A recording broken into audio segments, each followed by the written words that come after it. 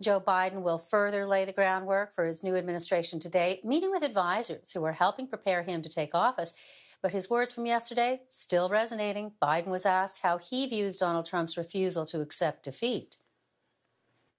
I just think it's an embarrassment, quite frankly. The only thing that, how can I say this tactfully? I think it will not help the president's legacy.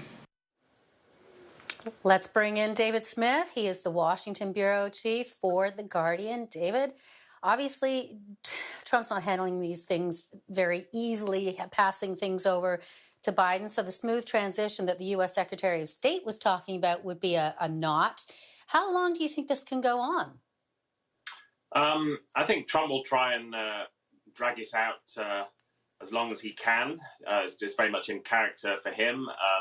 You hear some Republicans and other politicians saying we've got to have some sort of resolution by the end of this week, or perhaps he'll try and push it further to mid-December. We actually have the results of this election officially certified by the Electoral College. But overall, it is slightly worrying, but for the most part, I think it seems to be a face-saving exercise. And you certainly hear Democrats say that behind the scenes, Republicans are whispering to them, pass on our congratulations to President-elect Biden. It's just we're not allowed to say it yet, so we just have to let Trump make his last stand. And what about the concerns that are bubbling up over national security as a result of Biden not being given the tools that he needs to get on with it, not the least of which is, security briefings and or money for an office, that kind of thing?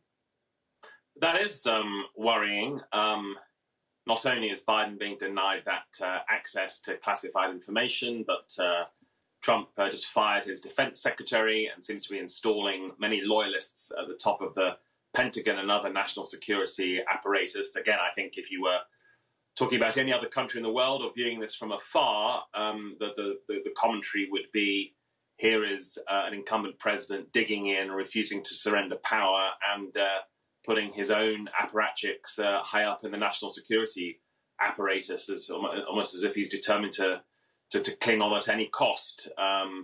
But I think the other issue that's been highlighted that was notable was the last time we had a disputed election, very different circumstances, with George W. Bush and Al Gore in 2000.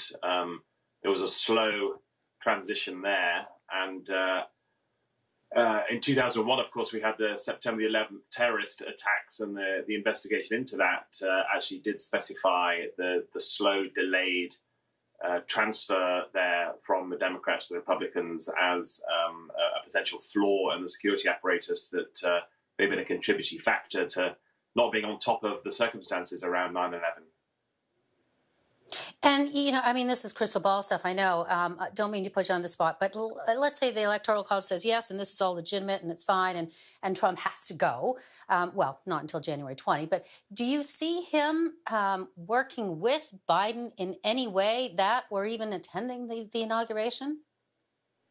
If I had to bet, I'd say right now, probably not. I guess there was a moment on election night where he could have surprised the world and been very conciliatory and sporting about this.